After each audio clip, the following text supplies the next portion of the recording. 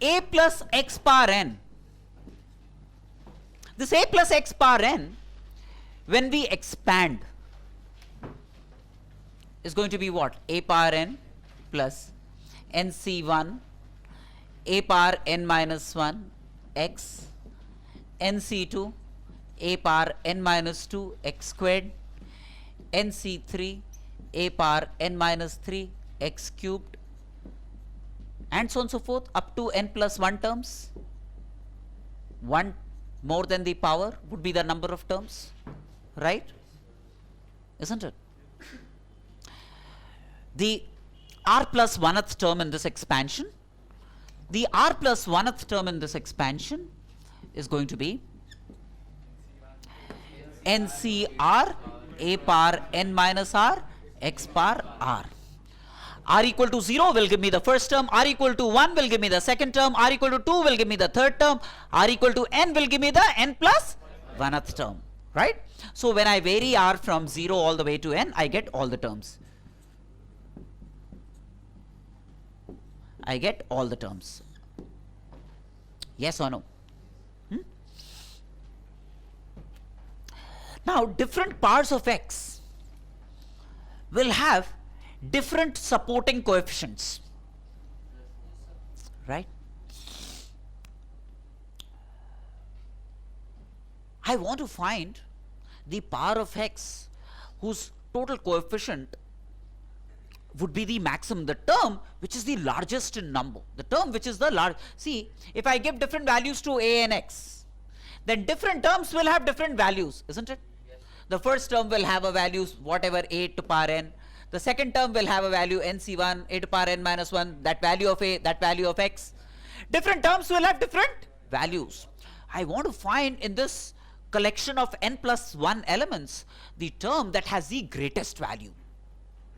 Numerically the greatest value. That means I want to find the numerically the magnitude of the greatest term.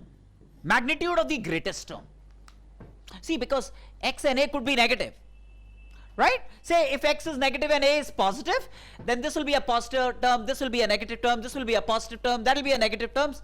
Terms will alternate between positive and negative values. But every term will have a numerical value. I want to find the term with the largest numerical value in this collection of n plus 1 terms. Given the value of x, given the value of a, I want to find, I am seeking to find the term whose numerical value mod of that would be the largest in this available sequence. That's a problem to address. That's a problem to address. Now what we do is, I start by comparing consecutive terms. In the sense, you know, my terms are like the t1 the first term, t2 the second term, t3 the third term, tn plus 1 the nth term. Now the whole blueprint revolves around the following. Let me compare a term with its previous term. Let me compare a term with its previous term. This is a term. The previous term would be tr, isn't it? That means I am comparing neighboring terms. I am comparing neighboring terms. tr would be what? ncr a to power n minus r minus 1 x power r minus 1, isn't it? Right. Isn't it? Now, what I might end up getting is, let's say, when I compare terms, I find that up to a certain value of r, the next term is bigger than the previous term. That means terms are increasing. And then, for a certain value of r, the switchover takes place. The terms start to decrease. See, what might happen is, the terms start to increase at a certain value of r, and then terms start to decrease when I compare neighboring terms, right? And then I know then that there is a maximum term available somewhere here. It's first increasing and then decreasing. Let me figure out the behavior of a term with respect to its previous term first, so that I can qualitatively and quantitatively analyze whether the sequence TR is a sequence, whether that TR sequence is increasing, decreasing, up to what value of R is it increasing, and then after what value of R is it decreasing, then that will help me understand the trend of the values that these terms assume. You realize what I'm trying to do here? Right, so I'm aiming to compare consecutive terms. Any term divided by its previous term, isn't it? This is any term divided by its previous term. Now, TR plus 1 divided by TR. This is any term divided by its previous term. Please check for yourself that this is n minus r plus 1 into x by a. I want you to be able to verify the authenticity of this. Will not be rocket science to do that, isn't it? X by a is all right, and NCR by NCR minus 1 would actually be n minus r plus 1 by r. If you divide NCR by NCR minus 1, that's going to be n minus r plus 1 divided by r. Yes or no?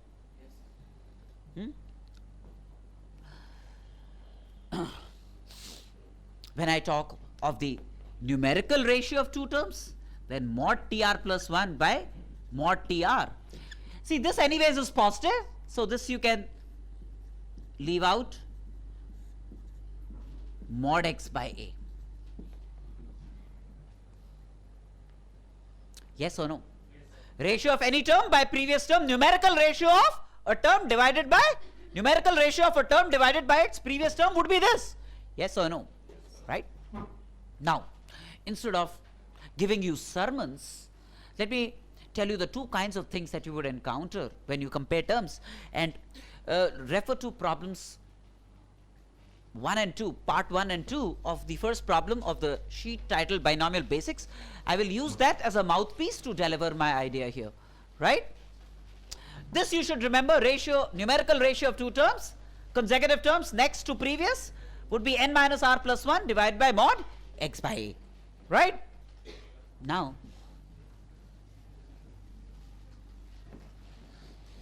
look,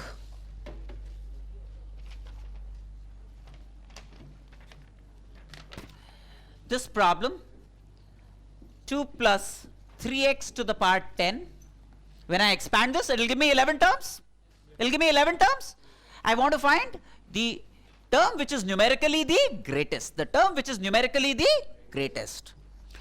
So, this, for, in this case, a is 2, right?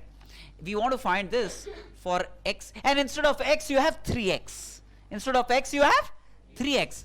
We want to find numerically the greatest term for x equal to 3 by 5. For x equal to 3 by 5, I want to find which of the 11 terms will be the greatest in this expansion. Clear? Now, TR plus 1 by TR, numerical ratio of two terms. In this case, R is 10, A is 2, and x would be 3 into x. That means 9 by 5 would be x, isn't it? Instead of x, you have 3 into x, which is 9 by 5. That's 9 by 5, right? So that's like a n, which is 10 minus r plus 1, isn't it? N minus r plus 1 divided by r into magnitude of 3x. 3x is 9 by 5. So by a, so 9 by 10, isn't it? 3x by 2, isn't it? See? 3x by 2. So 9 by 10? Clear? Now, let's see up to what extent next term would be larger than the previous term. So next term would be larger than the previous term when this is greater than or equal to 1. Then the next term would be not smaller than the previous term, at least, isn't it? Because this is ratio of, numerical ratio of next term by previous term. For a certain value of r, next term would not be smaller than the previous term. This is what this statement means. Yes or no?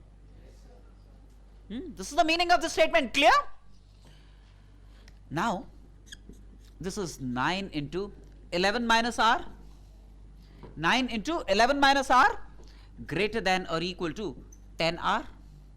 Up to such an r, this is going to happen. Next term will be larger than the, greater than or equal to the previous term up to this value of r. Up to r satisfying this condition. That means up to what r? This is like 19r less than or equal to 99. Up to such a value of r, this is going to happen, right? That means this will happen for r less than or equal to 99 by 19. Yes or no? Which is like 5 point something? Which is like 5 point something? Yes or no? Now let's investigate. But so far so good, right? Now must tell you that for r equal to 5 point something, for r equal to this value, tr plus 1 would have been equal to tr. Mod tr plus 1 would have been equal to mod tr, isn't it? See, when r becomes equal to this, this becomes equal to this, this becomes equal to this, then mod tr plus 1 will become equal to mod tr, isn't it? If r could assume a value 5 point something, then for that value of r, these two neighboring terms would have been the same. For a value of r which is 5 point something, for a value of r which is equal to 5 point something, mod tr plus 1 would have been equal to mod tr. Next term would have been equal to the previous term. Hey, but watch out. R has discrete values only. The values that r can assume is 0, 1, 2, in this case up to 10,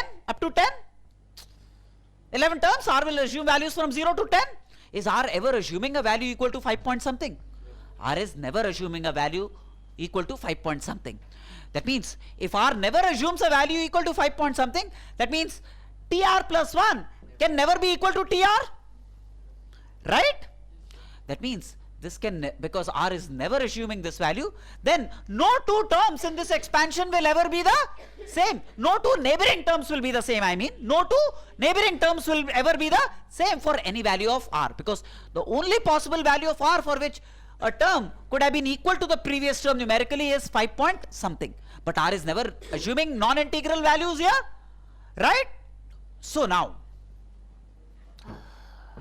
let me then figure out what then is the maximum or the numerically the greatest term. What is established is that no two neighboring terms are equal, because for them to have been equal, then r should have assumed a value 5 point something, then t 5 point something would have been equal to t, I mean this is t 6 point something would have been equal to t 5 point something, but there is nothing like a t 5 point something, isn't it? So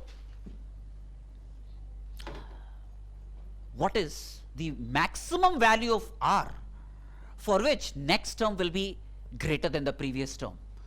5. So can I say that if r is less than 5 point something, that means r less than or equal to 5 point something, right?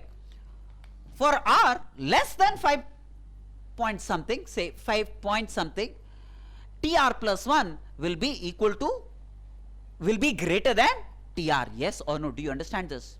You know what I'm saying here?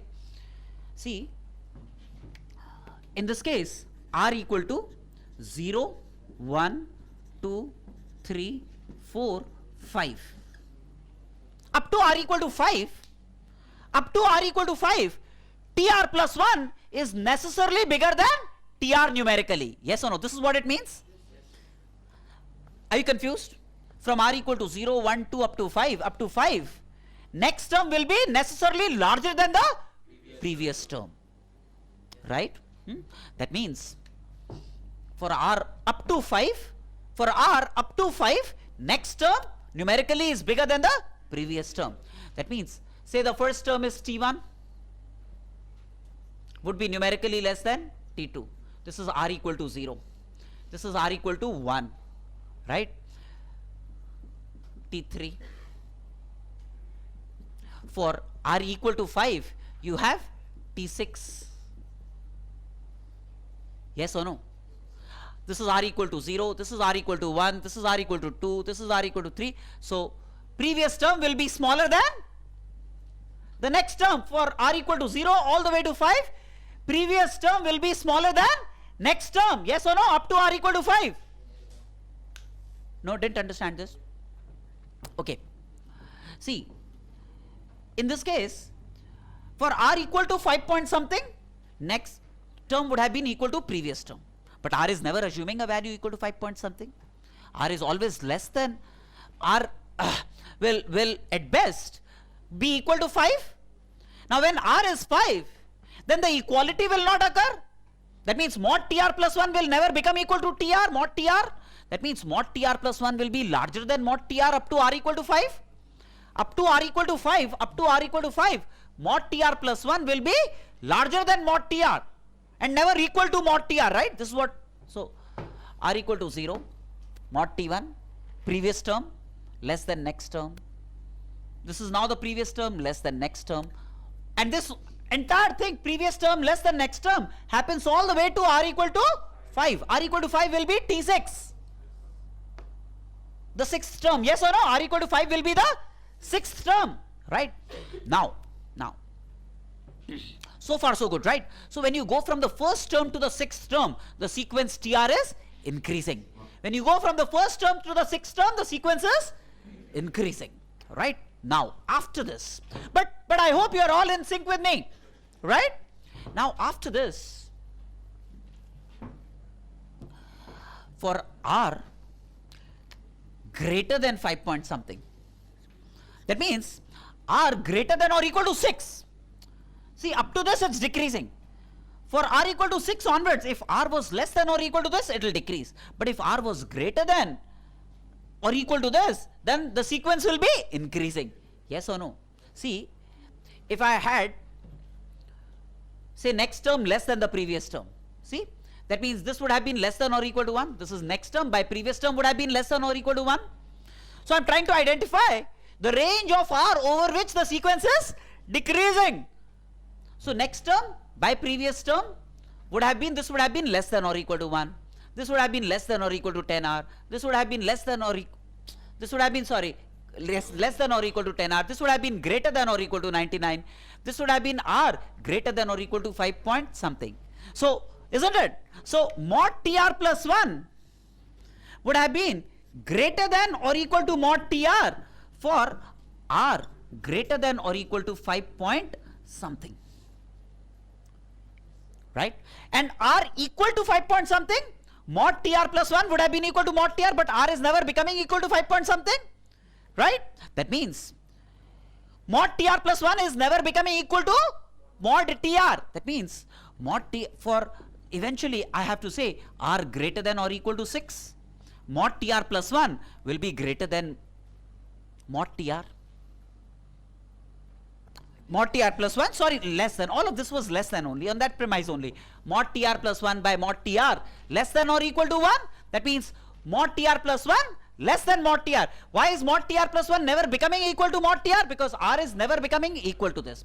Hey, one thing, up to this value of r, the sequence is decreasing. That means after this, the sequence must be increasing only. I'm sorry, up to r equal to this, the sequence is increasing. That means beyond this value of r, the sequence must be decreasing. You expect that to happen, right? Because we found the range of r for which the sequence is increasing. Up to r equal to 5, it's increasing.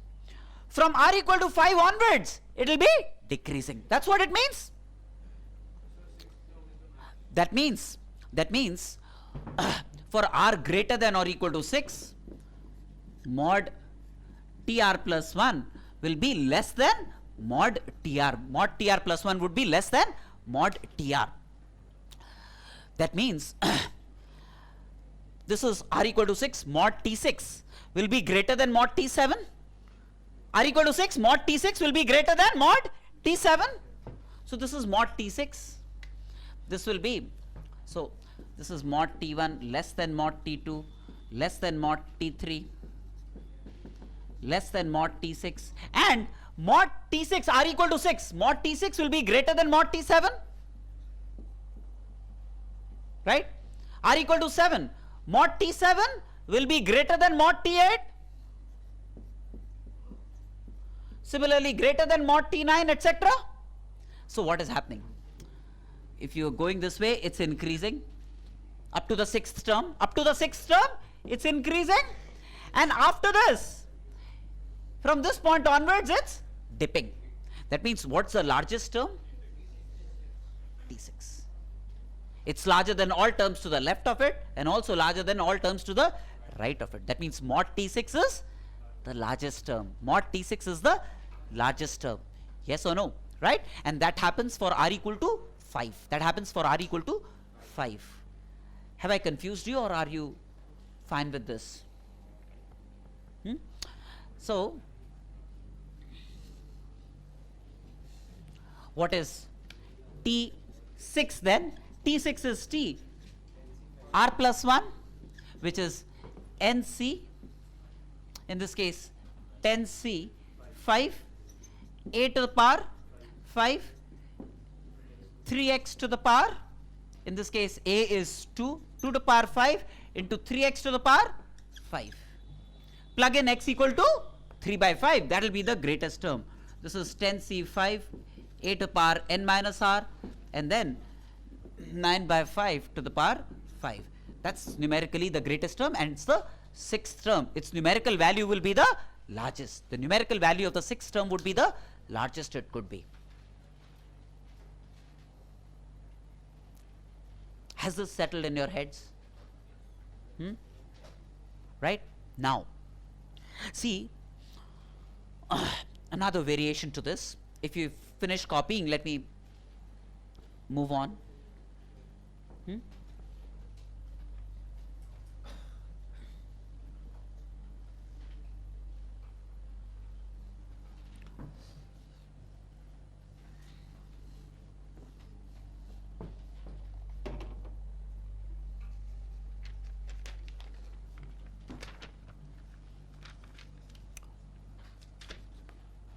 Part 2, 3 minus 5x to the power 15 for x equal to 1 by 5. There will be 16 terms in the expansion of this, and the signs will alternate.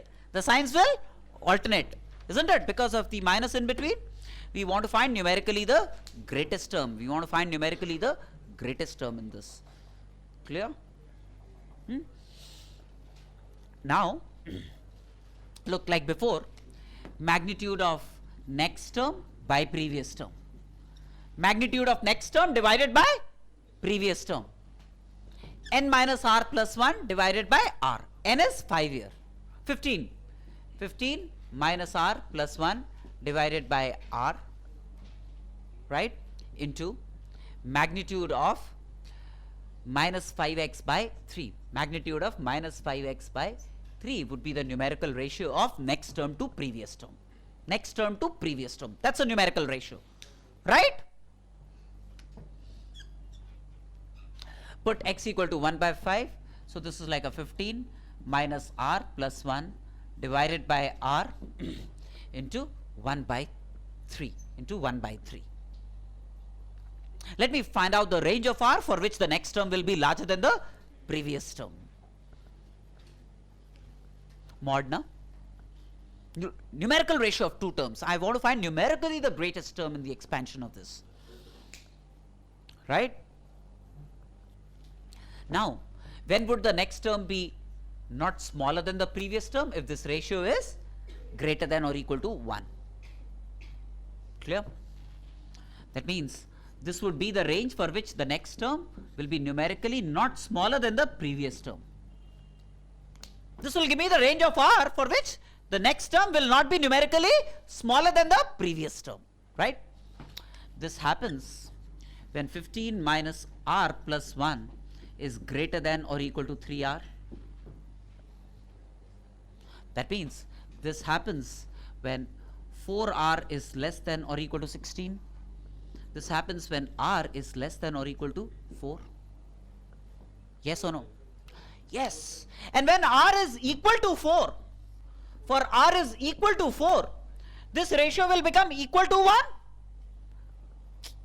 Isn't it? That means mod tr plus 1, that means t4 plus 1 tr plus 1 must be equal to mod tr. That means the numerical ratio, numerically the fifth term and the fourth term would be equal numerically. Numerically the fifth term and the fourth term will be equal, right? Okay, now let me lay it out for you.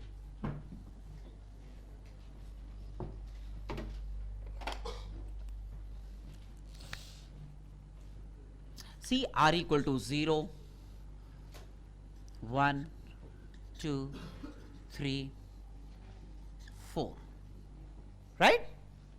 R equal to 0 will give me the first term, tr plus 1, mod t2, mod t3, mod t4, mod t5, right? So this is up to r equal to 4, and this mod t4 is the same as mod t5, right? But other than this equality, next term has always been larger than the previous term up to this point, except for this, where for r equal to 4, mod tr next has become equal to previous. But for r less than 4, this is r less than 4, this is r less than 4. What is it that we have? R less than, yeah, that means for up to r equal to 3, this is r equal to 3. What is it that we have? Next term larger than the previous term. That means this greater than this, greater than this. Yes or no? No? For r equal to 4, the equality has occurred, causing mod t4 to be the same as mod t5. But prior to this, the equality had no scene. Therefore, the terms were continuously increasing. Mod tr plus 1 must have been greater than mod tr up to this point. And at this point, mod tr plus 1 became equal to mod tr. And after this, it must be decreasing only. See, up to this point, it has been increasing. And after this point, it has to be decreasing. Right? Yes, sir. So after this point,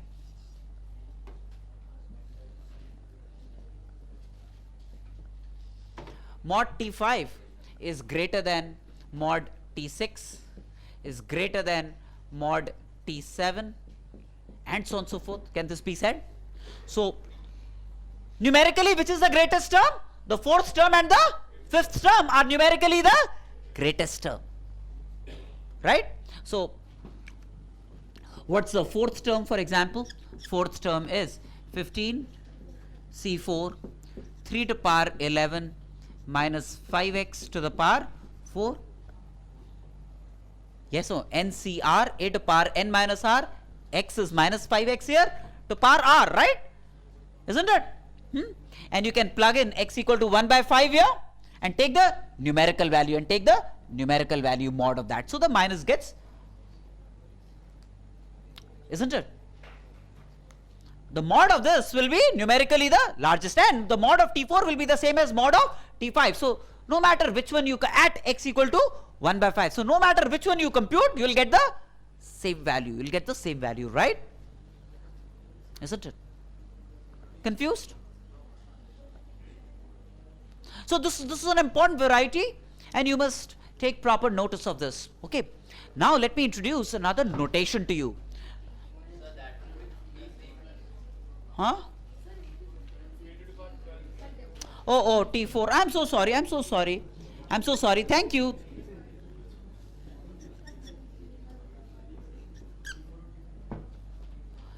T4 is T3 plus 1. R is 3 here. I'm so sorry. Fix this. 15C3 a to power n minus r, x to power r. Thank you so much. Yeah. Right?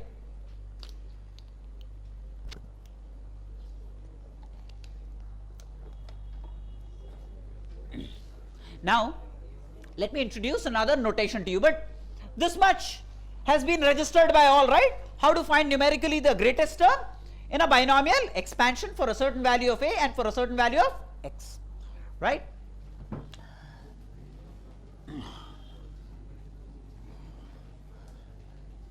Now, a notation. Let me look at a notation. See, we've learnt this single summation notation.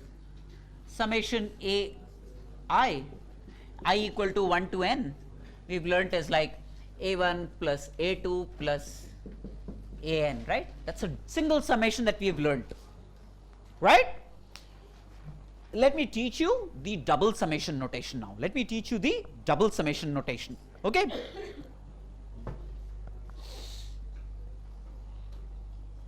You understand this, right? This we've learned before. Let's look at a variation around this, a double summation notation. Clear?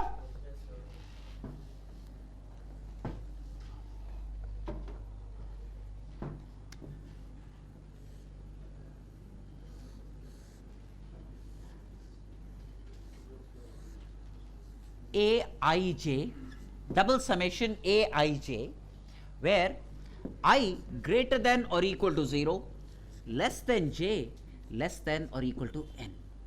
Let me teach you how to deal with something like this. Double summation Aij, I greater than or equal to 0, less than j, less than or equal to n. Let's examine this. Let's examine this. Now, the way to look at it is, there are two running variables here, I and j. I can start all the way from 0. Its pair j at any given instant would be larger than I, right? So, if I is 0, j will take what all values? J will take a value 1, 2, 3 and go all the way to n. Do you realize that? Say if I is 0, the values assumed by j would always greater than I will start from 1 only. J will take values like 1, 2, 3 all the way to n, right? Then if I assumes a value 1, then j will start from 2 onwards. J will assume values like 2, 3 all the way to n. I is 2, then j will start from 3, 4 all the way to n. Going this way, I is n minus 1, then what's the only value that j can take? N. And what if I is n? Not possible. I is n is not possible, because then you can't choose a value of j bigger than I. J bigger than I then cannot be selected. So I will take values all the way from 0 to n minus 1. And for any given I, j will start from 1 more than I and go all the way to the rightmost extremity, right? Now, this therefore would mean the following. So I can think of n rows of summation I equal to 0 to n minus 1 is n rows. A row dedicated to I equal to 0, then a row dedicated to I equal to 1, and then a row dedicated to I equal to 2, and then a row dedicated to I equal to n minus 1. So then let me start with the row that starts with I equal to 0. I equal to 0 means a 0, j will be 1. I is 0, j can be 2. I is 0, j can be 3. I is 0, j can be 4. I is 0, j can be n, right? Isn't it? That's the first row. Plus. Now plus. This is for I equal to 0. Now I equal to 1. When I is 1, j will then start from 2 onwards. So then when I is 1, j will be 2. When I is 1, j could also be 3. When I is 1, j could also be 4. When I is 1, j could also be n. This row dedicated to I equal to 1. Similarly, the next row plus dedicated to I equal to 2. So when I is 2, j can be 3. When I is 2, j can be 4. When I is 2, j can be n, right? This row dedicated to I equal to 2 and j going from 3 all the way to n. And eventually the last row, which is I equal to n minus 1 and j is n. So when I is n minus 1, j is n. When I is n minus 1, j is n, right? The first row I equal to 0, the second row I equal to 1, the third row I equal to 2, the fourth row I equal to, and the last row, nth row I equal to n minus 1. Yes or no? Do you understand this clearly? Right? Now, can I wipe this off?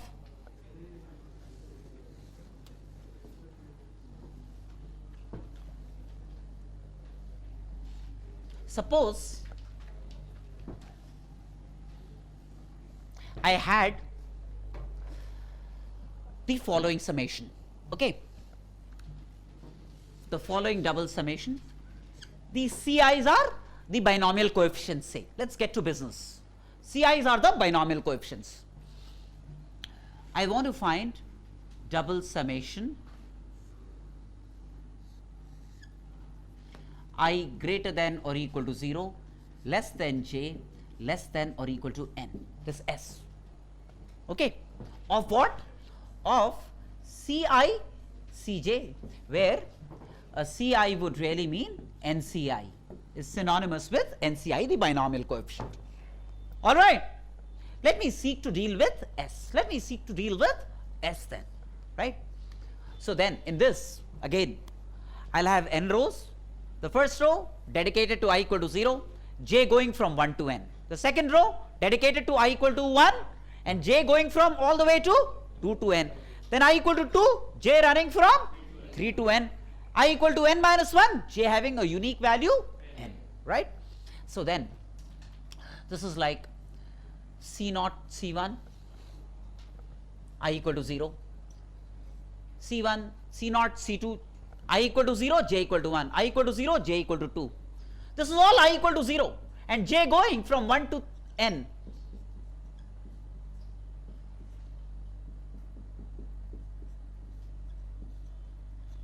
Yes or no? Right, that's the first row for I equal to 0. Then the next row, I equal to 1.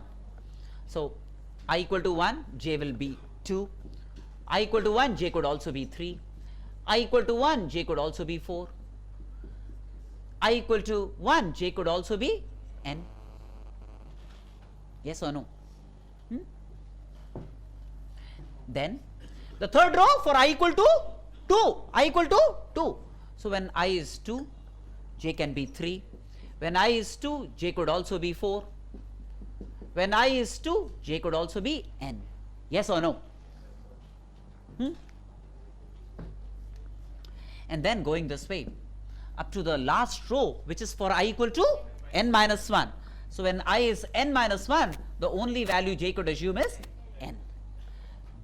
So double summation Ci Cj, I running from I greater than or equal to 0, less than j, less than or equal to n means this kind of a summation, right? Now in this summation, one peculiarity that you see is this could be looked upon. See, if I had these numbers C0, C1, C2, Cn, if I had these numbers, right, do you realize that every Ci Cj has appeared only once? That means, see, C0, C1 has appeared only once. C0, C2 in this entire business has appeared only once. C0, C3 has appeared only once. C2, C4 will appear only once, right? And all pairs are appearing. I mean, if you think of, randomly think of a pair, say C5, C8, that has necessarily appeared. That is for I equal to 5 and going 8 logs down, right? See, that means every pair in this sum has appeared. This could be looked upon as sum of the product of these numbers. These are a certain set of numbers. This S should be looked upon as sum of the product of these numbers taken 2 at a time. Sum of what? This is a sum. S is the sum of the product of these numbers taking 2 at a time. Yes or no? Right? The order is not important. C0, C1 is just one term. You won't have C1, C0 appearing again in this. Right? Yes or no? From combinatorics, how many terms will appear in this? Taken, if there are n, if you take 2 at a time, then how many such pairs will be there? NC2, absolutely. Yes or no? There would be NC2. How many terms are these then? NC2. NC2 terms. Yes or no? Sounds good, right? Now now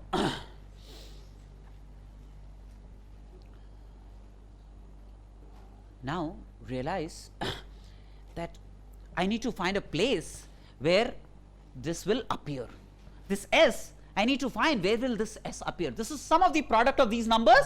This is sum of the product of these numbers taken 2 at a time, right? Yes, yes, I want to figure out physically where will this appear. This will appear in the following. Very good. C0 plus C1 plus C2 plus C3 plus Cn whole square. If I do, then what you will get is, you will get two kinds of terms. You will have like these square terms, C0 squared plus C1 squared plus C2 squared plus Cn squared kind of terms, plus twice S, sum of the product taken 2 at a time, is what you will get. See, you will have like a C0 C1 coming your way, C1 C2 coming your way, isn't it? And isn't it? This will give me S, twice S, all of these, where S will be this. Yes or no?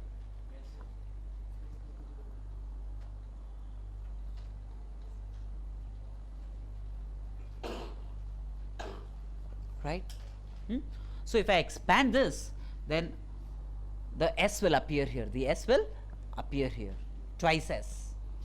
This S would be C0 C1 plus C1 C2 plus C2 C1 C3 plus all such products will appear. All pairs will appear in this S exactly once, and every pair must appear. Every pair must appear. What do you say? Are you confused? No? So this S, which is sum of the product taken 2 at a time, and by the way, you know, this is just to stand corrected in one way. C0, C1, C2, Cn are how many numbers? They are actually n plus 1 numbers. So the number of terms here will not be nC2, but would be n plus 1 C2. The number of terms here will not be nC2, but actually n plus 1 C2, because there are n plus 1 of these numbers taking 2 at a time. The number of pairs produced is going to be n plus 1 C2, right? So this would be n plus 1 C2 terms. How twice? देखो, C0 plus C1 plus C2 into C0. Suppose n is 3. तो देखो, C0 C1 and then C1 C0, twice C0 C1, isn't it? See, you have a term like C0 C1 coming and a term like C1 C0 coming, which is like twice C0 C1, isn't it? That's why.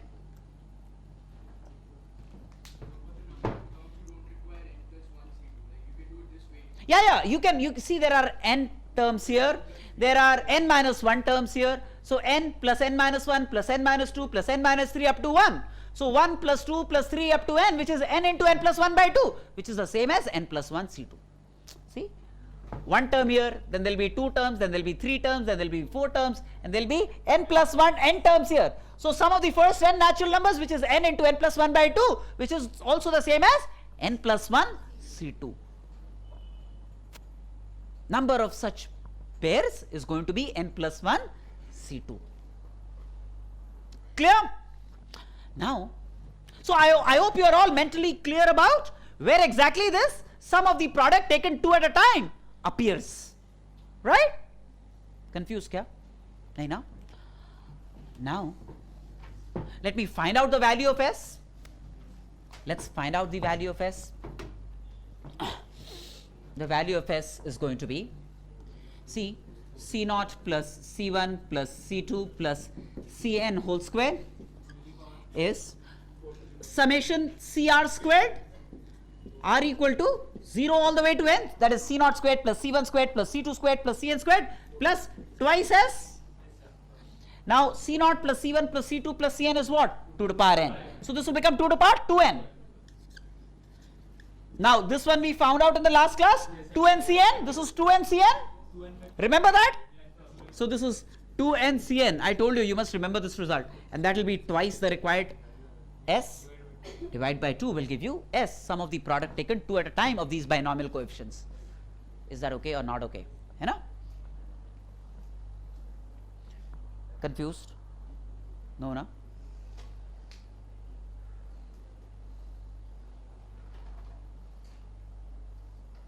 Make sure you understand this notation right here, right now in the class, because books just assume you know this and they take no effort to explain it to you. Schools, it's out of syllabus.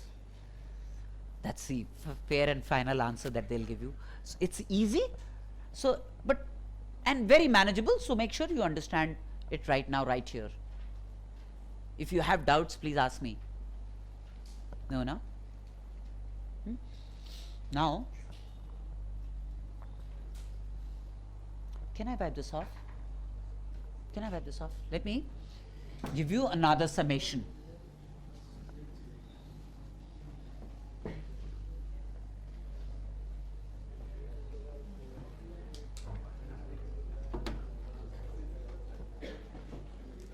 Another summation, say double summation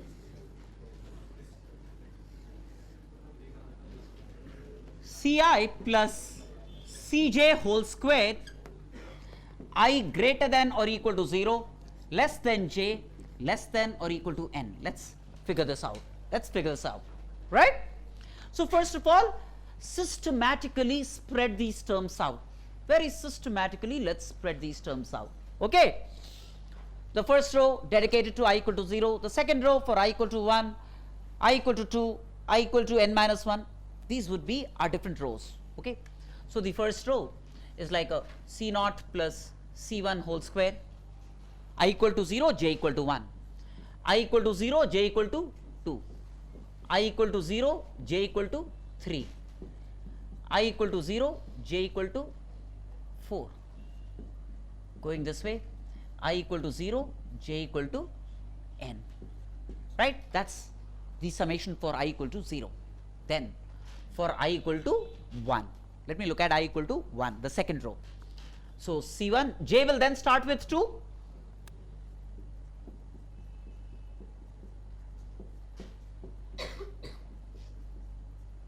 whole squared, sorry.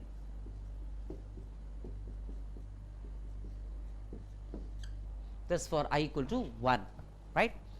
Then the next one would be I equal to 2.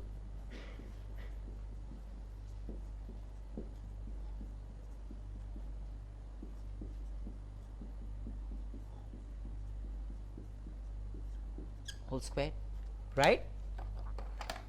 And then the last row would be for I equal to n minus 1 precisely.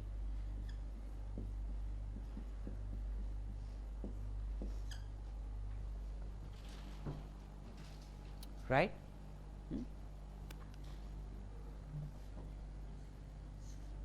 Let me call this S1. Let me call this summation S1. I need to find S1.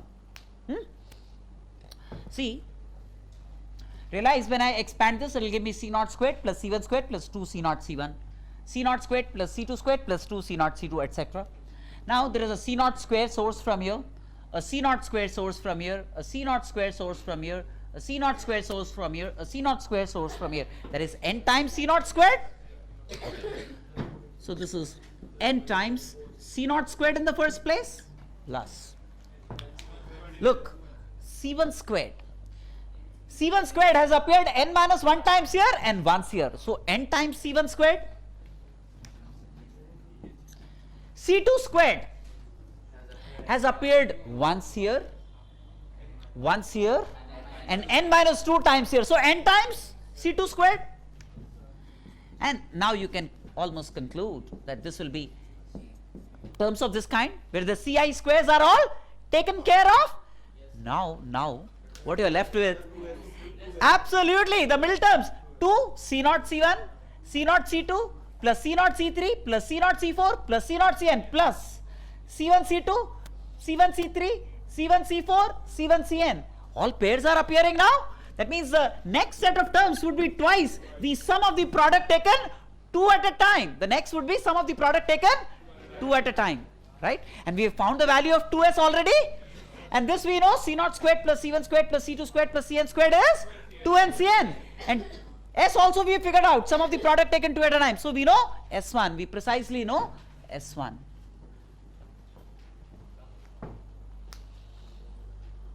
Is that all right or not all right? Have I confused you? No?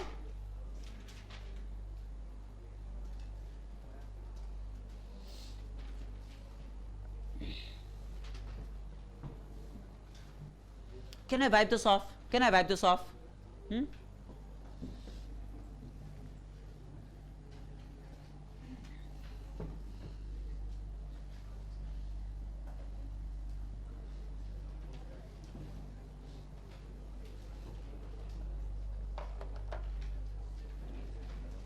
Now,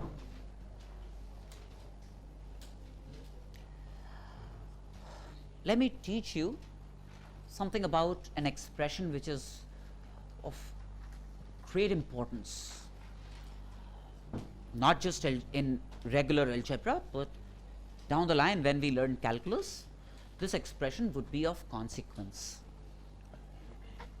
An expression, to begin with, we'll talk of n to be a natural number, and we'll seek to deal with an expression a n, which is 1 plus 1 by n whole to power n, an expression of this kind, 1 plus 1 by n whole to power n.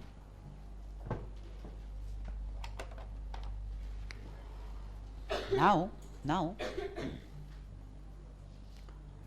n is a natural number. If I expand this binomially, how many terms will I have? N plus 1 terms, right?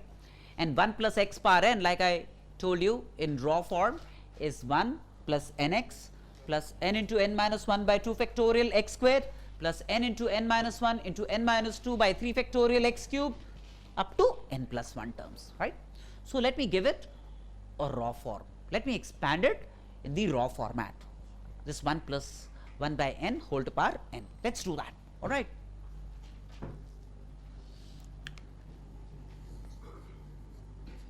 One plus n into 1 by n nx. X is 1 by n, right? X is 1 by n in this case.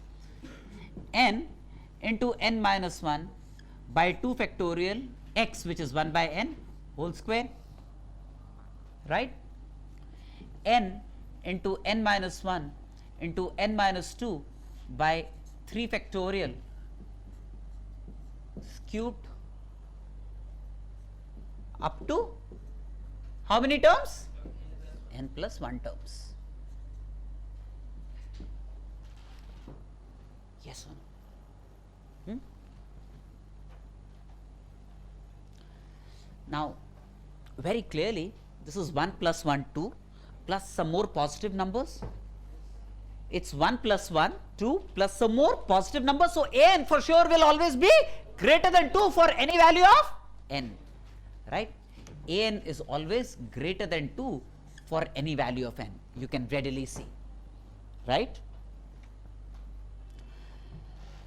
Now, this I could write as 1 plus 1 plus if I divide by n squared, this n will get cancelled. This will become 1 minus 1 by n, right? So, this will become 1 by 2 factorial 1 minus 1 by n, right?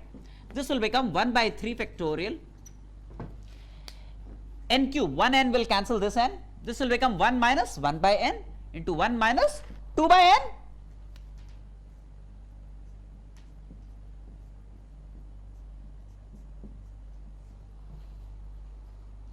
right? 1 by 4 factorial, similarly 1 minus 1 by n into 1 minus 2 by n into 1 minus 3 by n up to n plus 1 terms.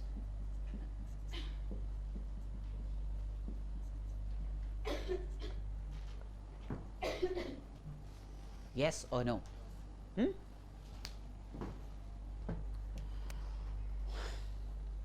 Now, realize that as n increases, 1 by n will decrease, but the power will increase. So, we need to figure out whether, so it's dubious to figure out whether an is going to increase or decrease. See, there are two opposing forces. When I increase n, then 1 by n is decreasing. Hey, but the power is increasing. So I need to see whether an is increasing, or because part of an is decreasing, part of an is causing it to increase. But whether there is a net increase in an or there is a decrease in an as n increases, I need to judge that. You know what my intention is? Okay. Now, as n increases, then the number of terms will increase? Yes or no? As n increases, the number of terms will increase.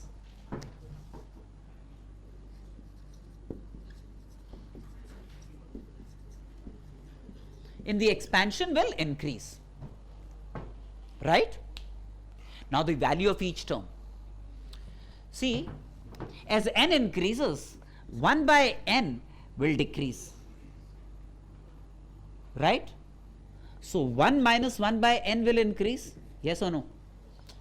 If 1 by n decreases, 1 minus 1 by n will increase, isn't it? As n increases, 1 by n decreases, but 1 minus 1 by n will increase, isn't it? 1 minus 2 by n will increase, 1 minus 3 by n will increase, yes or no? Now, which means as n increases, this increases, this increases, this increases, this increases, this increases, this increases. The value of each term is increasing, and also the number of terms is increasing, right? The value of each term is increasing, and so also is the number of terms. So that means n must be increasing as n is increasing. If the value of each term is increasing and also the number of terms is increasing as n increases, then n must be increasing as n increases. Yes or no? Yes. Nahi. Wapas bole? All that I am saying is, see, what am I trying to do? I am trying to see what happens to an when I go from n equal to 3 to n equal to 4, say, or n equal to 3 to n equal to 10, whether a3 is bigger or a10 is bigger. I want to figure that out, right? So, see, if you increase n, the number of terms, which is n plus 1, is increasing. Now, what about the value of each term? 1 by n is 1 by n will decrease, but 1 minus 1 by n will increase. So this term increases as n increases. This term will also increase as n increases. So value of each term is increasing, and also the total number of terms is increasing. So n must be increasing, isn't it? If you increase n, then the value of every term is increasing and the number of terms is also increasing. So n is increasing. Have I confused you? No. So as n increases, an also increases. Yes or no? So an plus 1 will always be bigger than an plus 2 will always be bigger than an plus 1, and so on and so forth. Clear? Now, so this is an important thing to register, right? As n increases, the value of this expression will increase. Okay, even though this is decreasing, the power is increasing, but the power prevails. The power is all powerful here. Okay, now another remark on this.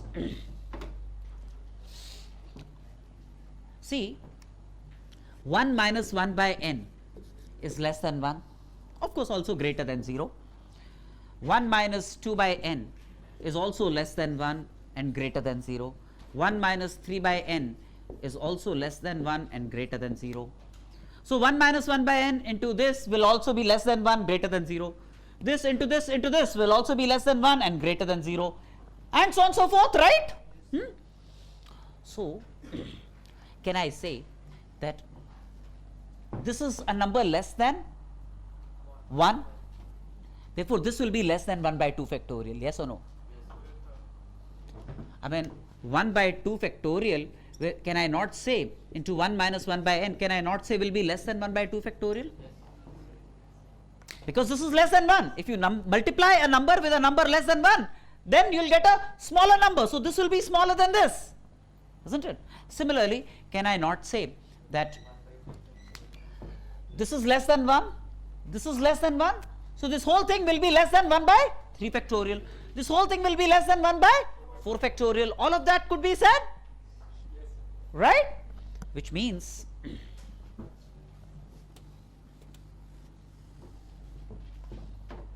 this an this is less than 1 plus 1 plus 1 by 2 factorial plus 1 by 3 factorial plus 1 by 4 factorial up to n plus 1 terms? Is that fine or not? Can this be said?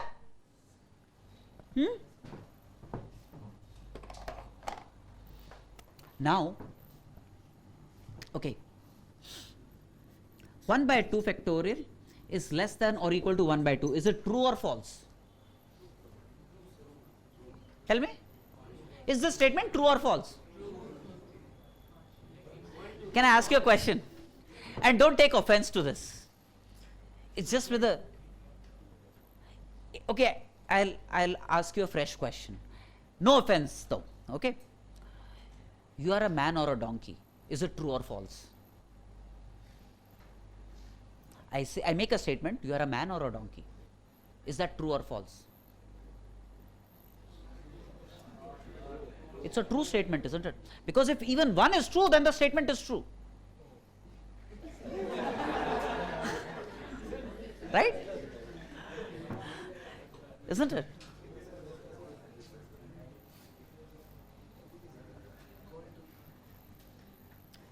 Our friend there has 20 or more kids.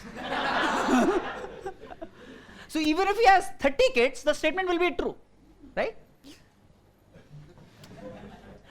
Okay. So this is true. Right? So this is true. Now tell me, 1 by 3 factorial, which is 1 into 2 into 3, that's 1 by 3 factorial. Right? Can I say it's less than 1 by 2 squared?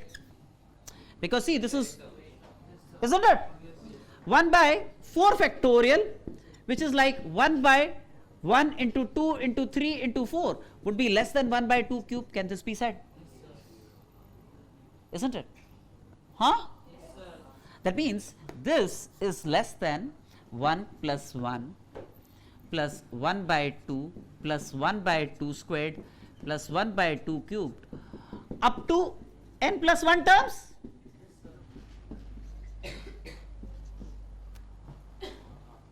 Right? 1 by 2 factorial say equal to 1 by 2, up to this equal. But 1 by 3 factorial is less than 1 by 2 factorial, 2 squared. 1 by 4 factorial will be less than 1 by 2 cube. 1 by 5 factorial will be less than 1 by 2 to the power 4 and so on and so forth, isn't it? So this whole thing, term by term, is less than this thing. Clear?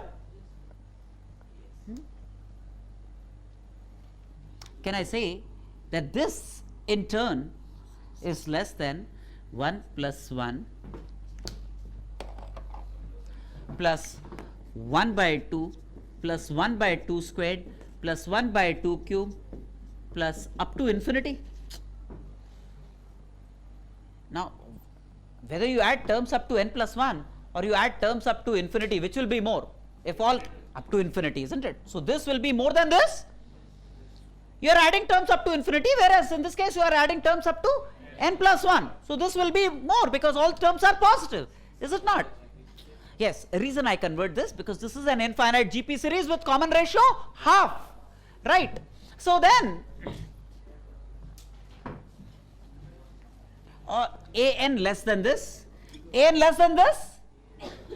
So an less than 1 plus r squared plus r cubed, which is 1 plus 1 by 1 minus r. 1 plus, now add this GP series, 1 plus r squared plus r cube, 1 by 1 minus half, isn't it?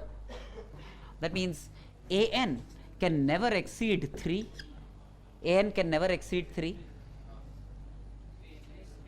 right? So as you go on increasing n increases, but it never goes past 3, right? It will always stay bounded between 2 and 3. That's an important fact to reckon. Okay? So,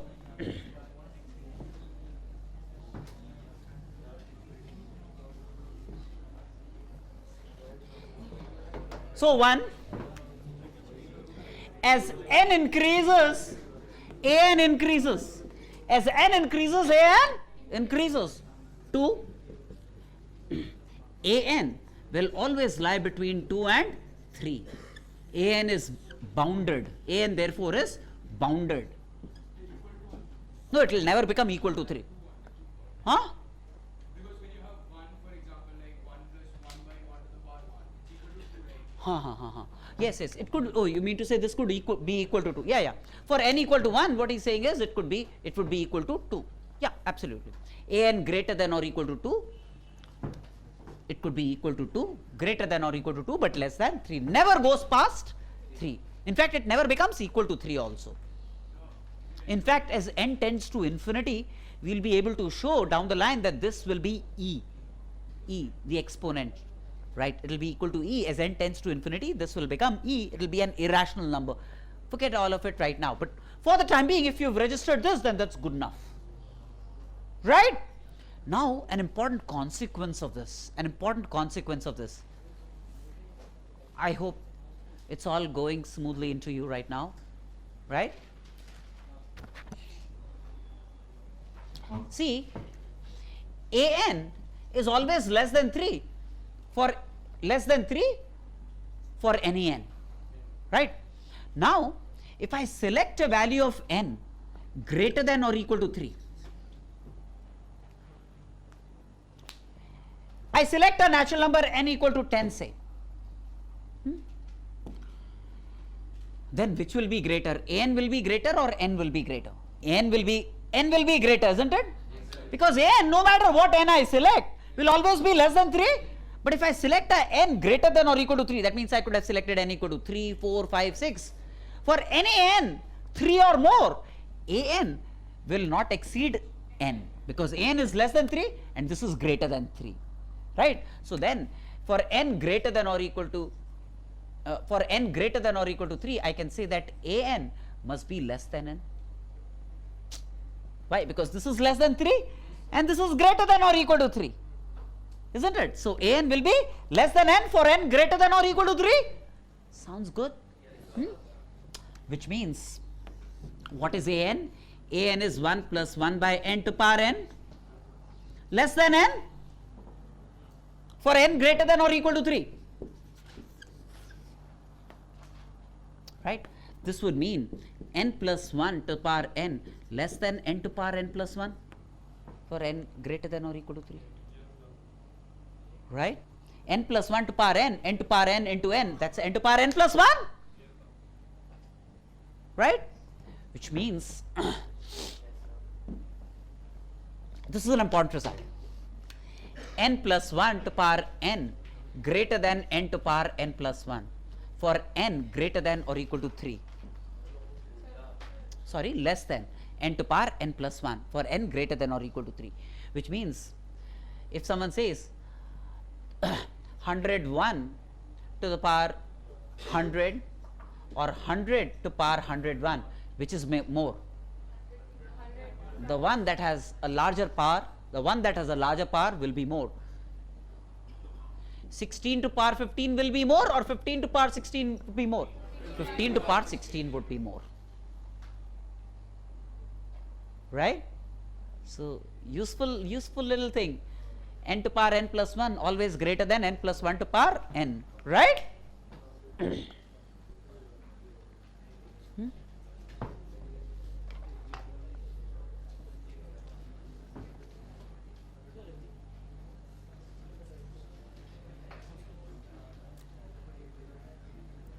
Can I wipe this off?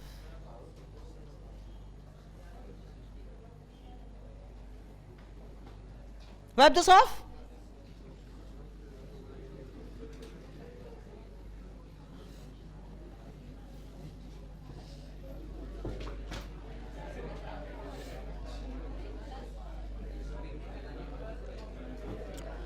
Now,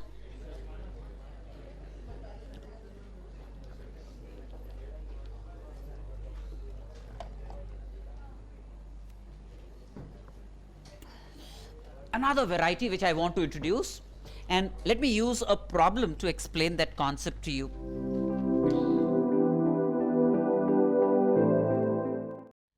Refer to the sheet, Binomial Basics 2 part 1. which says show that the integer part of 5 plus 2 root 6 whole to power n is odd. We want to show that the integer part of 5 plus 2 root 6 to power n is odd. Let's figure this out, what it really means first. Let's understand what it means. See, when I give it a value of n, say, n equal to 200, say for example, and find the value of this 5 plus 2 root 6 whole to power 200. There is a value of this, it will have a certain value, right? And this is an irrational number, it's going to have a non-integer value. It will have a non-integer value, right? Say for n equal to 100, say 5 plus 2 root 6 whole to power 100. Okay. Now you can use your calculators to find this, don't waste your time though. Then there will be something after the decimal and there will be something before the decimal if you found the value of this, right? Something before the decimal is the integer part of it, something after the decimal is the fractional part of it. So it will be I point f. F could be 0.016411, etc. Right? This f in this case will be a fractional part, always greater than 0 but less than 1. Right? So this could always be written as an integer plus a fraction, isn't it? This is integer plus a fraction. I point f is I plus f, isn't it? Isn't it?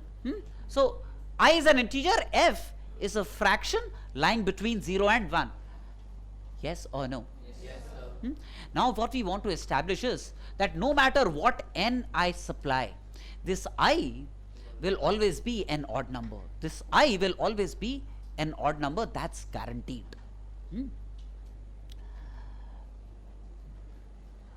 See, for example, you know, if you put n equal to 1, this will be like 4 point something, isn't it? This will be 4 point something plus 5, so this whole thing will be 9 point something. 9 is odd, isn't it? So the integer part of this is odd, and so on and so forth. You'll always be, for any n, the integer part of this obtained is going to be odd. That's what we want to establish. Now, the tool that we are going to deploy to establish that is binomial theorem. Let's see how we can put our acts together and use binomial theorem effectively to establish this proposition. Okay?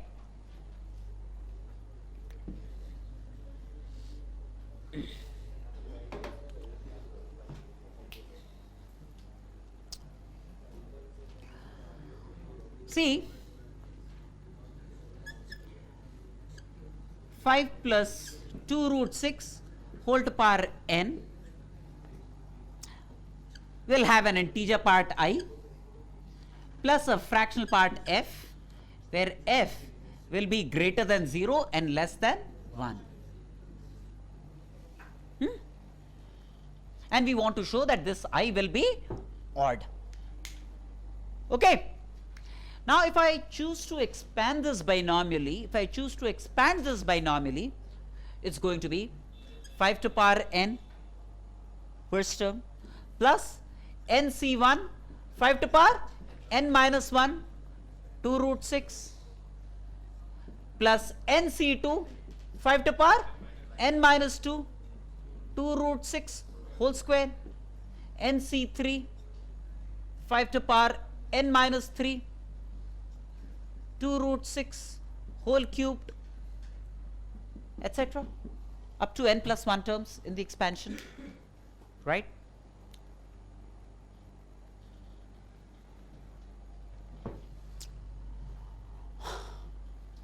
Now,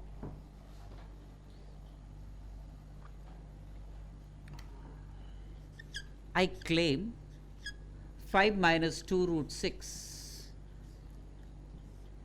into 5 plus 2 root 6 is equal to 1. Obviously, what's about a claim here? Right? So 5 minus 2 root 6 is like a 1 by 5 plus 2 root 6? Yes or no?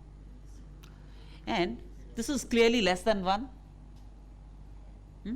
Now, the product of these two numbers is positive, and this is positive, so this must also be positive. So this is greater than 0. So 5 minus 2 root 6, without doing any calculations, is less than 1 but greater than 0. Right? 5 minus 2 root 6 is always greater than 0 but less than 1. Now if there is a number that lies between 0 and 1, if you raise it to power 5000, it will still lie between 0 and 1. It will keep decreasing as n is increasing. Right? So 5 minus 2 root 6 to power n will always be a number lying between 0 and 1. So this number 5 minus 2 root 6 to power n has 0 integer part and f prime the fractional part. F prime is the fractional part of this to power n. Right? Yes or no? Yeah, why not? You understand this? So do you understand 5 minus 2 root 6 less than 1 greater than 0? Suppose 5 minus, there is a number less than 1 and greater than 0, 0.3. If you raise it to a power 5000, it will still lie between 0 and 1. Na? So raise it to power n, it will still lie between 0 and 1. Right? So 5 minus 2 root 6 to power n has 0 as its integer part and f prime as its fractional part. F prime will be greater than 0 and less than 1. Right?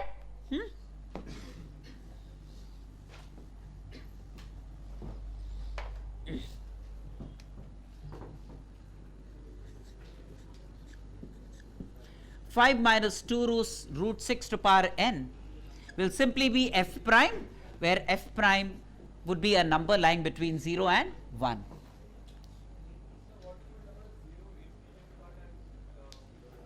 If there is a number 0.3, what is its integer part? 0. Isn't it? If there is a number lying between 0 and 1, its integer part has to be 0, isn't it?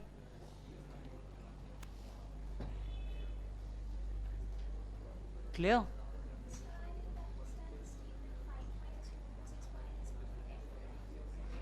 No, f prime is just a number lying between 0 and 1, isn't it? See, okay, 5 minus 2, please, 5 minus 2 root 6 to power n is less than 1 and greater than 0. So it's just, its integer part is 0, isn't it?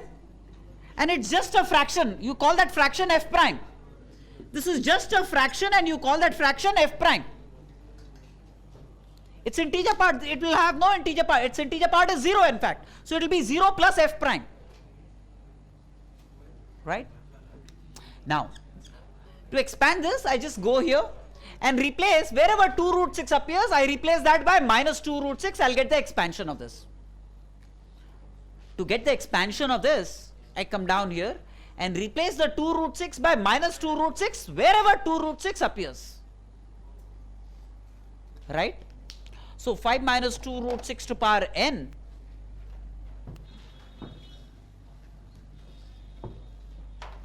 is 5 to power n. This 2 root 6 replaced by minus 2 root 6. So that will be minus nc1, 5 to power n minus 1, 2 root 6.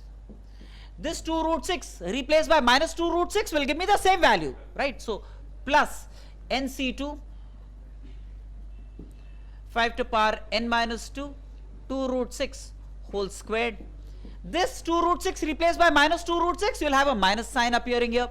So minus nc3, 5 to power n minus 3, 2 root 6 whole cubed. Yes or no? Now, what are the numbers that are hurting here? The irrational numbers. See this 2 root 6, because this will be non-integral. 2 root 6 whole cube, this is non-integral, it's hurting. 2 root 6 whole to power 5 will be hurting, because even powers of 2 root 6 are alright, because they are integers, not a problem. But odd powers of 2 root 6 are terribly irrational, right? And we want to weed them away to begin with. The way to weed them away is, if I add these two, then the odd powers of 2 root 6 will go into oblivion. right? So let me vertically add I plus f prime.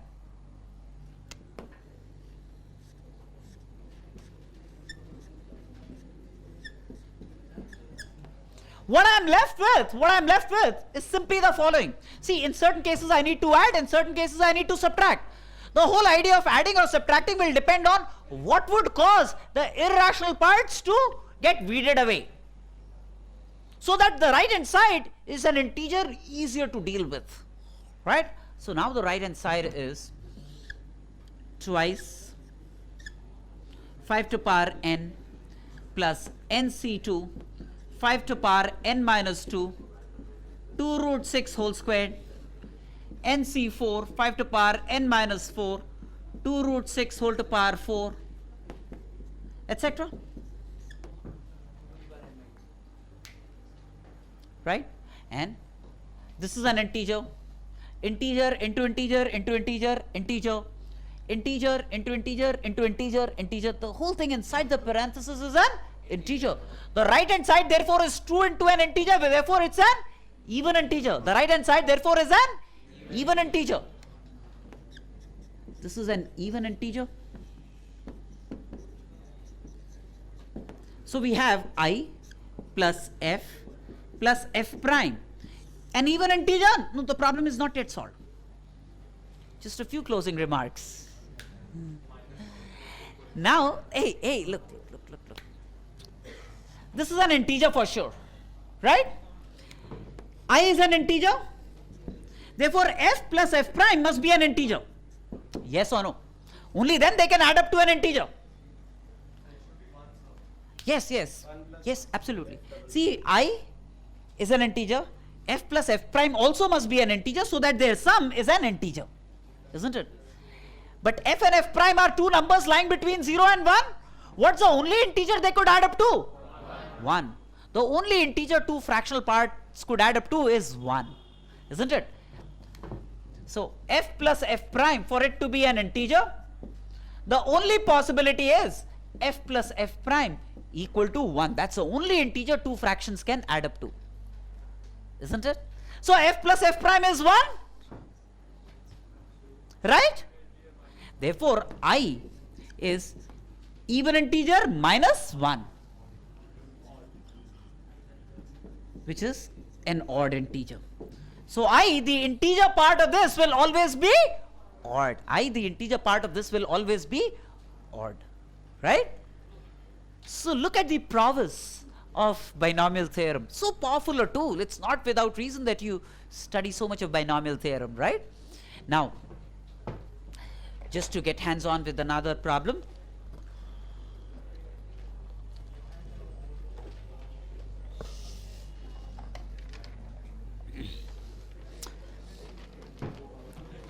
Can I wipe this off?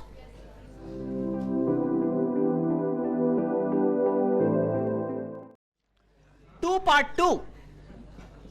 We want to show that the integer part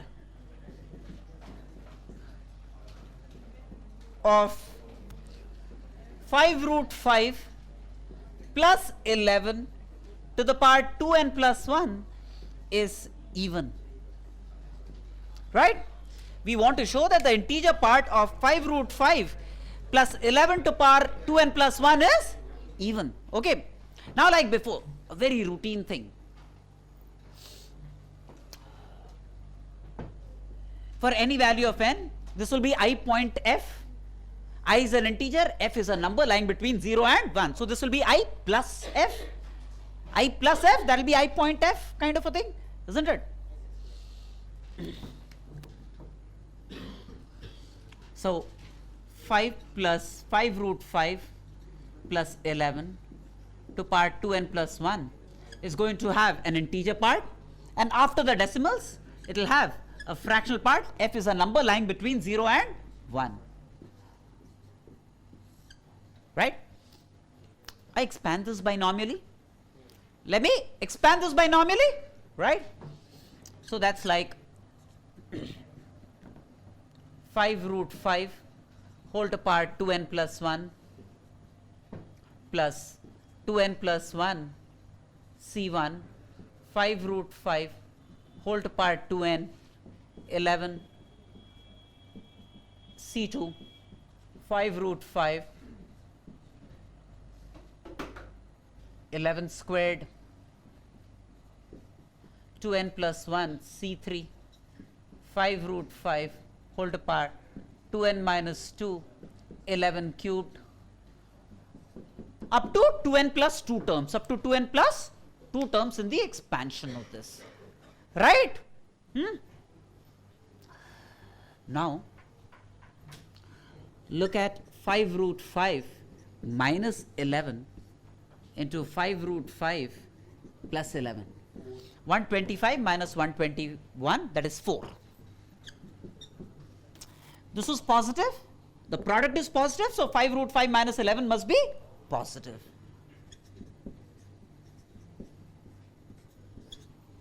And 5 root 5 plus minus 11 is 4. 5 root 5 minus 11 is 4 divided by 5 root 5 plus 11. So, which is less than 1? So, this is always less than 1, right? Greater than 0, but less than 1. So, if you raise it to any power, that will also lie between 0 and 1. So, if you raise it to a power 2n plus 1, it will still lie between 0 and 1. That means if it's a number lying between 0 and 1 for any n, it must be purely fractional. That means its integer part will be 0. That means, can I not say 5 root 5 minus 11 to power 2n plus 1 will simply be f prime, where f prime is just a number lying between 0 and 1. Is that okay or not okay so far? Now, can I wipe this off?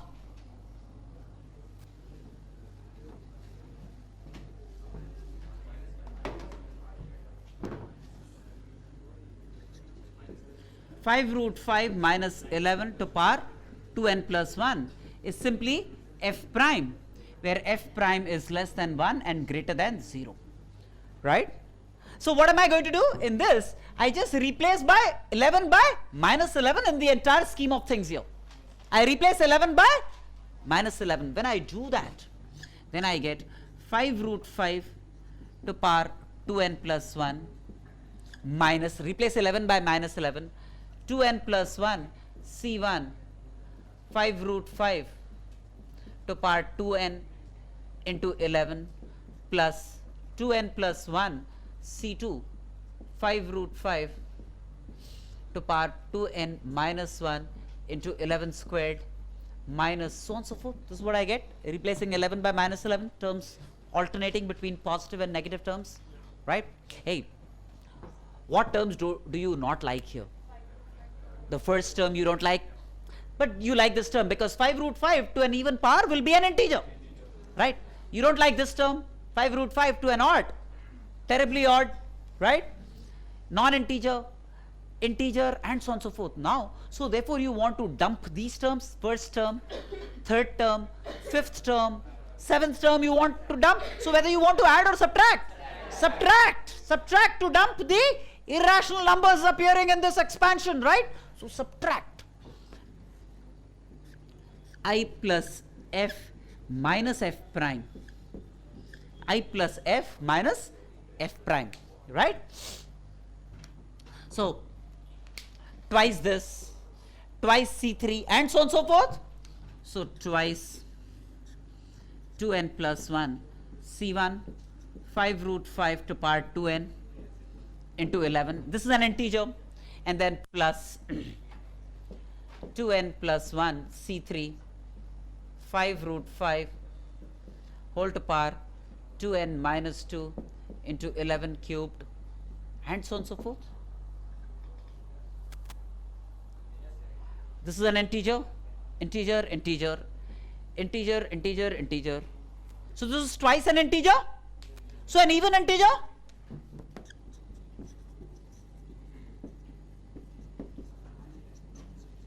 So I plus f minus f prime is an even integer. I plus f minus f prime is an even integer, right? Now I is, therefore this must be an integer for sure. So I is an integer. So f minus f prime must also be an integer, right? Now what's the only integer which is the difference of two fractions? 0. So very good. F minus f prime therefore must be 0. And if f minus f prime is 0, then I must be an even integer. Hey, one thing then. Since f is f prime, the fractional part of this is actually this. That's what it means. See, since f is f prime, the fractional part of this is actually 5 root 5 minus 11 to power 2n plus 1. Yes or no? Right? This is what you do. Clear? Now, let me explain another variation. Sometimes they'll ask you to find, say, refer to problem 10 of the sheet. Find the coefficient of x power 50 in the expression. Let me know if I can wipe this off and if you are done with this.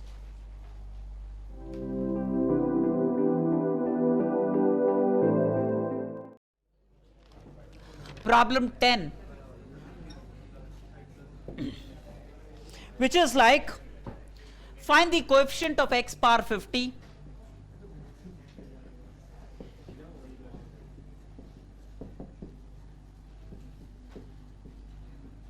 in 1 plus x to power 1000 plus 2x into 1 plus x to power 999 plus 3x squared into 1 plus x to power 998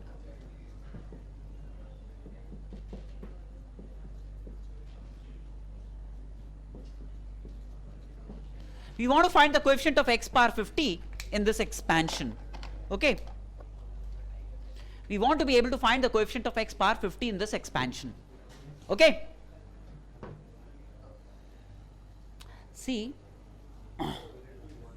let me find this sum s, huh?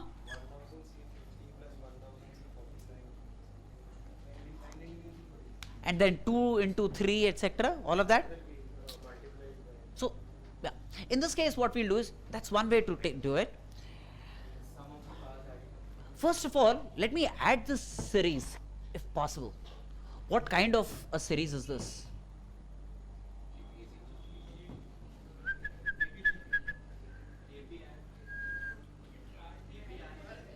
Arithmetico-geometric progression. See, 1, 2, 3, 1001 are an arithmetic progression, whereas 1 plus x to power 1000, x into 1 plus x to power 999 and x squared into 1 plus x power 998 up to x to power 1000, right? This is a GP series. This is a GP series with common ratio x by 1 plus x. This is a GP series with common ratio x by 1 plus x. Do you see that? To get any term, you multiply the previous term with x by 1 plus x. X by 1 plus x. This is what transpires. Right? So it's an arithmetico-geometric progression. It's an arithmetico-geometric progression.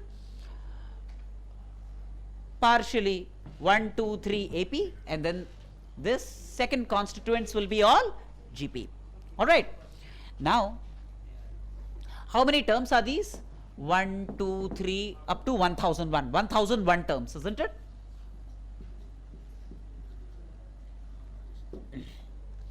Now, what we do here is, to deal with this arithmetico-geometric progression, if R is the common ratio, x by 1 plus x is the common ratio of the GP part, then we multiply this with R and shift 1 unit to the right. That's what we do, if you remember.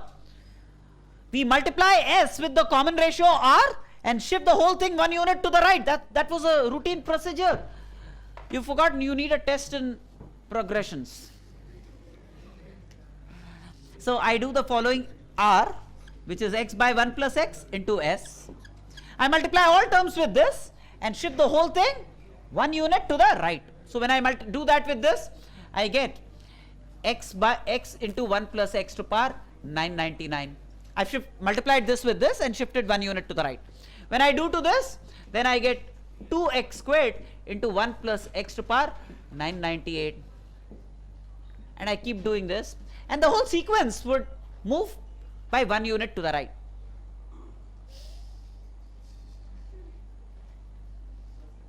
Huh? Mobile ta.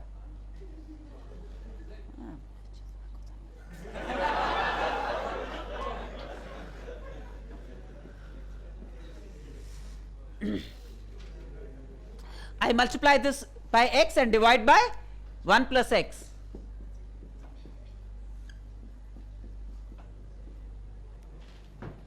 Sounds good?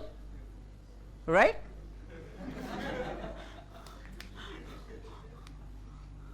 No, I was not that vocal. Right? So then realize up to this point there'll be 1001 pairs, right?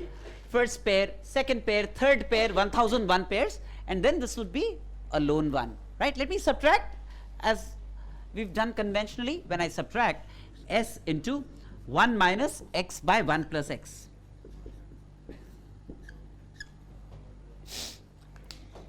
Will be 1 plus x to power 1000, right? By minus x into 1 plus x to power 999 plus x square into 1 plus x to power 998. I take up to this point, that means up to 1001 terms, and minus 1001 x to power 1001 divided by 1 plus x. What about this?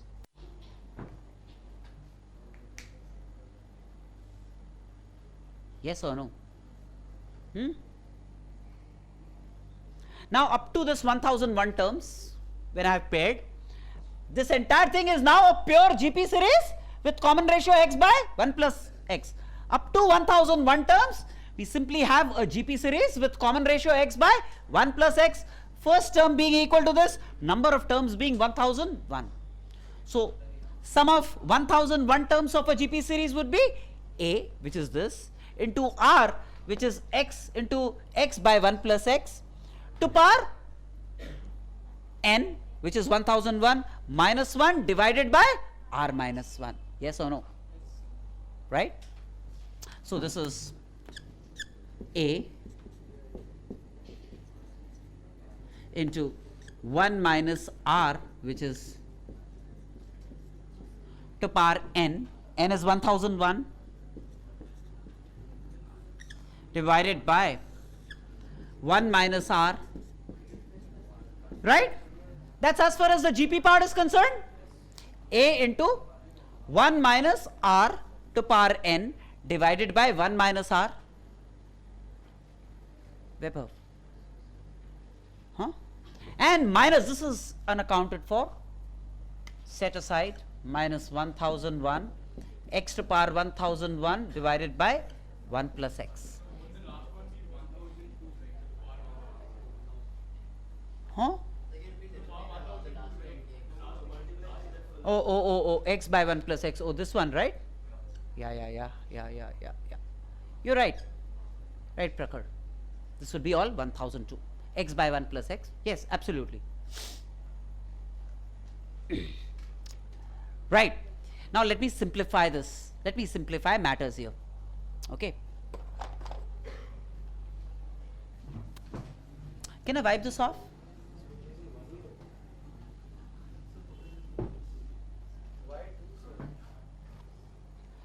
See, the last term was 1001 x to power 1001, right? No, it was 1001, isn't it? 1001. So when this was multiplied with x by 1 plus x, it will become x to power 1002, and it would have got shifted 1 unit to the right. Thanks. Now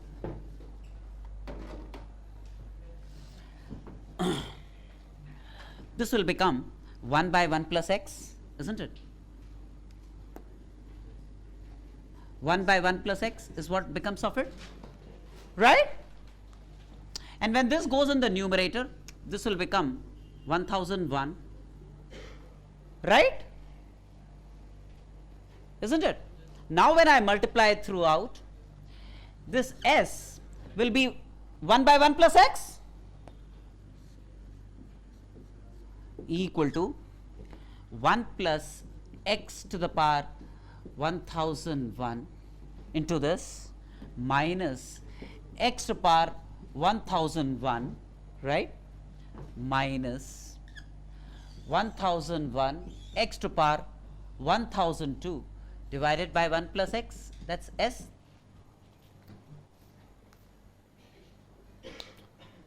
See, till this point there is no binomial, it's only what we did in the past, arithmetico-geometric progression, right? Now to find s, the big expression s then is like a 1 plus x to the power 1002 minus x to the power 1001 into 1 plus x minus 1001 x to the power 1002. Yes or no? That's the summation s. Clear? Now can I just remove this?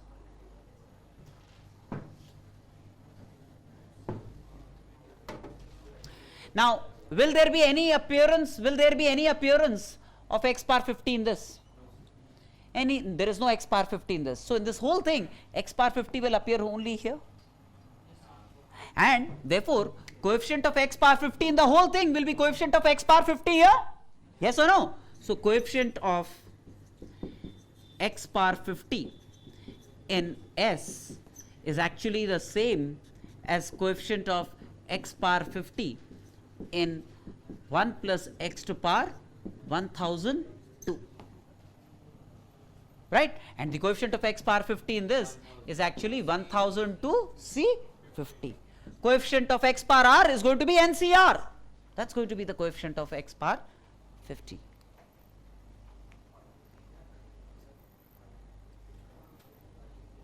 Got me?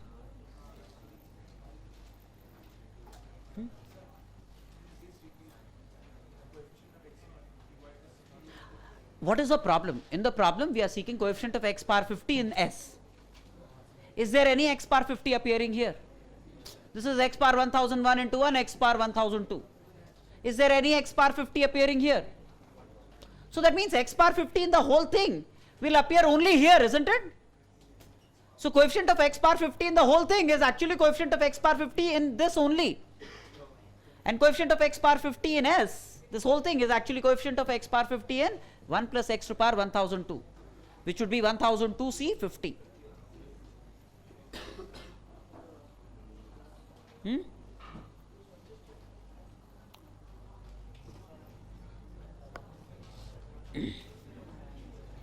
Now no, you started from term by term, we could have proceeded, and then using properties of binomial theorem we could have used that, but it will be a lot more complicated than doing this, right? So this is the best thing. Otherwise you took for every term you found the coefficient of x power 50 and added term by term, but that's going to be very elaborate, right?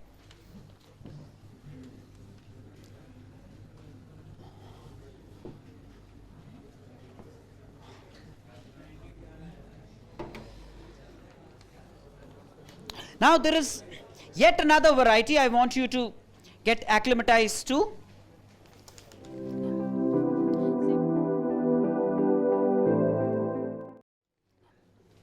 Say problem 11 of this sheet.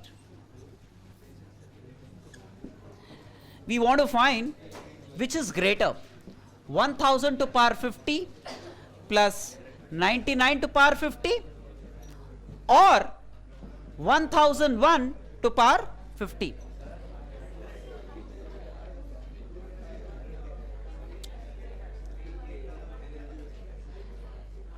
We want to figure out which of the two is larger, 100 to power 50 plus 99 to power 50 or 101 to power 50. What was I saying, 1000?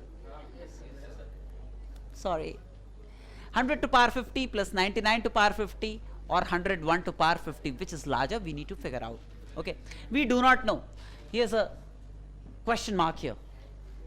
Okay, so can I say 100 to power 50 question mark 101 to power 50 minus 99 to power 50? Can I say this? This question mark could be greater than, equal to, or less than, isn't it? Isn't it? Why not? This question mark could be greater than, equal to, or less than, and just transpose this. So anyways it will change sign irrespective of what this question mark is, right? Okay, so that means I am comparing these two. Now 100 to power 50 question mark, this is 100 plus 1 to power 50 minus 100 minus 1 to power 50. Yes or no? Right hand side? Right? I expand binomially 51 terms of this and 51 terms, and you know the terms will, alternate terms will get cancelled off here. So then this right hand side is 100 to power 50 plus 50 C1 100 to power 49, 50 C2 100 to power 48 plus 1 kind of terms minus this 100 to power 50 minus 50 C1 100 to power 49 plus, yes or no? Binomial expanding both, this is what transpires. So 100 to power 50, now we are comparing with this. Now realize that 100 to power 50 will get cancelled with 100 to power 50, 100 to power 48 will get cancelled with 100 to power 48 here. What remains is like 50 C1 twice, 50 C3 twice, 50 C5 twice when I do this, right? So eventually 100 to power 50 I am just comparing with twice 50 C1 100 to power 49 plus 50 C3 100 to power 47, right? 2 into 50 100, this is 100 to power 50 and plus some positive terms, yes or no? So we have 100 to power 50 being compared with 2 into 50 100, 100 to power 49, so that makes it 100 to power 50 plus some more positive terms. Which is bigger? This is bigger, isn't it?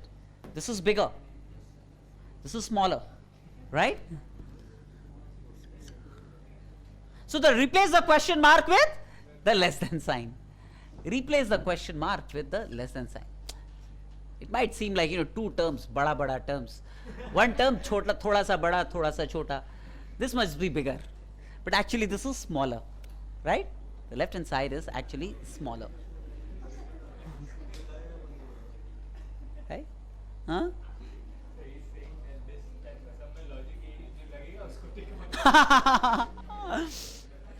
Right. Yeah. Don't go by your instincts.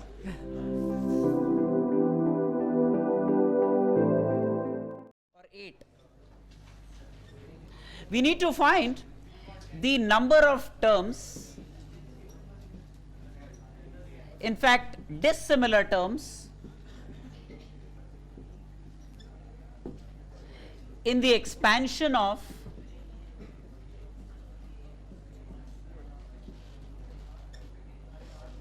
x plus y plus z whole to power 10. We want to find the number of dissimilar terms in the expansion of this.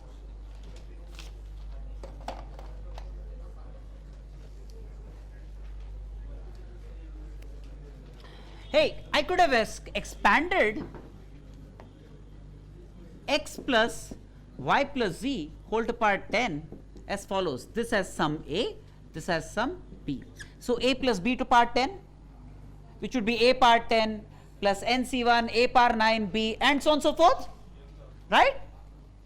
So if I expand as a plus b to power 10, I would get like a x power 10 plus 10c1 x power 9 into y plus z to power 1 plus 10c2 x power 8 into y plus z whole square, 10c3 x power 7 y plus z whole cubed, 11 such terms, right?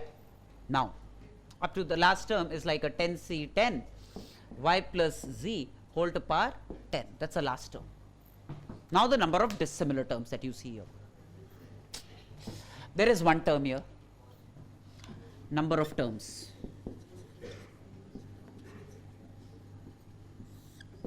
One term here plus, see, y into this plus z into this, two terms here.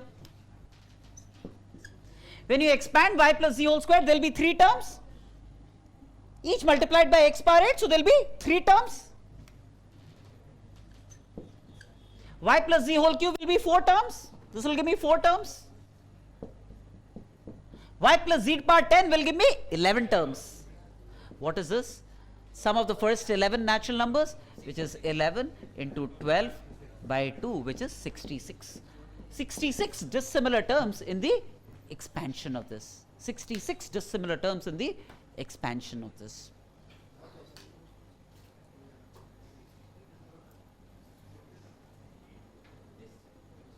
Dissimilar terms. Got me?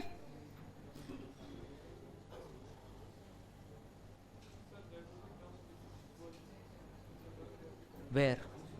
There cannot be terms that are equal.